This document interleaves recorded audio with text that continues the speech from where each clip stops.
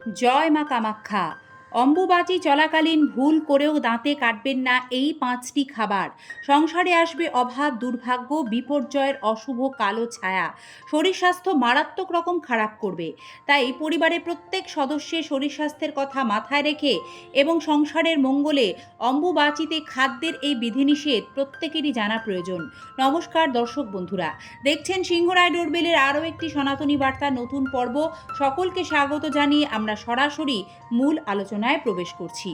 কিসের বার, কিসের তিথি? আষাঢ়ের 7 অম্বুবাচী। আষাঢ় মাসের 7 তারিখ থেকেই অম্বুবাচী শুরু হয়।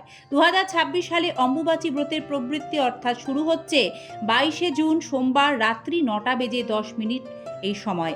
ব্রতের নিবৃত্তি অর্থাৎ অম্বুবাচী ছাড়বে 26শে জুন 2026 শুক্রবার দিবা 9টা বেজে 33 মিনিটে। অম্বুবাচী আষাঢ় মাসের অন্যতম পার্বণ। বর্ষাকালের এই পার্বণ উর্বরতার প্রতীক। এই সময়কালে ধরিত্রী মাতা রজস্বলা হন। দর্শক বন্ধুরা, যারা এই ব্রত পালন করেন তারা অনেক কঠোর বিধিনিষেধের মধ্যে থাকেন এ কদিন। তবে যারা পালন করেন না তাদের জন্যেও কিন্তু কিছু নিয়মাবলী আছে। যেমন ধরুন, অম্বুবাচী চলাকালীন কাউকে কোনো রকম শাক খেতে নেই, তাই এই সময় শাক গ্রহণ করবেন না। এর প্রধান কারণ, অম্বুবাচীর সময় ধরিত্রী বা ভূমিকে আঘাত করা হয় না, মাটি খুঁড়ে কোনো কাজ করা হয় না, গাছ কাটা হয় না। তাই শাক তুলতে গেলে তো এই সকল প্রকার বিধিনিষেধ অমান্য হয়ে যায়। তাই অম্বুবাচী চলাকালীন কোনো রকম শাক খেতে নেই। এ সময় কৃষিকাজও বন্ধ থাকে। এছাড়াও অম্বুবাচীর সময় জল বৃদ্ধি পায়। অতি বৃষ্টিপাতের কারণে শাক পাতায় পোকামাকড়ের উপদ্রব বেড়ে যায়। তাই অম্বুবাচী চলাকালীন শাক খেলে পেটের সমস্যা, হজমের গোলমাল দেখা দিতে পারে। তাই কোনো রকম শাক অম্বুবাচীর সময় গ্রহণ করবেন না।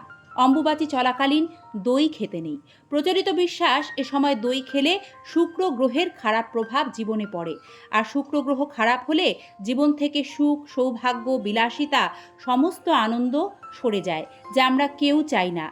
এছাড়াও অম্বুবাচীর সময় দই খেলে শ্লেষ্মা বাড়ে, যার ফলে কফ, কাশি, ঠান্ডা লাগার সমস্যায় শরীর ভীষণ খারাপ হতে পারে।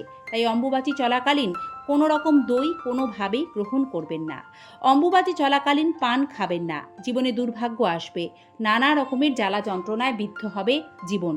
কোনো রকম তেতো জাতীয় খাবার অম্বুবাচীর সময় খাবেন না, যেমন উচ্ছে, করলা, নিমপাতা ইত্যাদি। মনে করা হয় অম্বুবাচীতে তিতো জাতীয় খাবার খেলে জীবনে যেমন তিক্ততা বাড়ে, তেমনি হজমের সমস্যাও দেখা দেয়। তাই এড়িয়ে চলুন তেতো খাবার। নেশা জাতীয় জিনিস অম্বুবাচীর দিনগুলিতে গ্রহণ করবেন না। দর্শক বন্ধুরা, এই আলোচনার মাঝেই এক নজরে দেখে নিন অম্বুবাচীতে কি কি করা শুভ। অম্বুবাচী ব্রত যারা রেখেছেন এরম বিধবা মহিলাকে ফল দান করুন। সাধু সন্ন্যাসী ব্রহ্মচারী তারাও অম্বুবাচী ব্রত পালন করেন। চাইলে তাদেরকেও এই সময়কালে সেবা প্রদান করতে পারেন, ফল মূল দান করতে পারেন। পশু পাখি সর্পকুলকে ভুল করেও অম্বুবাচীতে আঘাত করবেন না। চরম বিপর্যয়ের সম্মুখীন হতে হবে। এ সময়কালে পশু পাখিকে জল ও খাবার খেতে দিন। আম ও দুধ ভগবানকে ভোগ নিবেদন করে নিজেরা গ্রহণ করুন।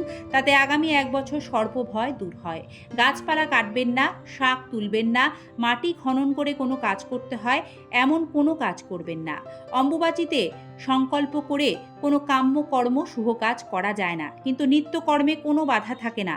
তাই বাড়ির নিত্য পুজো অনায়াসেই আপনারা ধূপ দ্বীপ জ্বালিয়ে গুরু মন্ত্র বেশি বেশি করে জপ করে করতেই পারবেন। এতে কোনো বিধিনিষেধ থাকে না।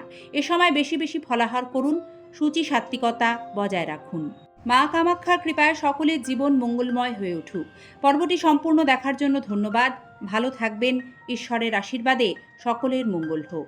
ধন্যবাদ। নমস্কার।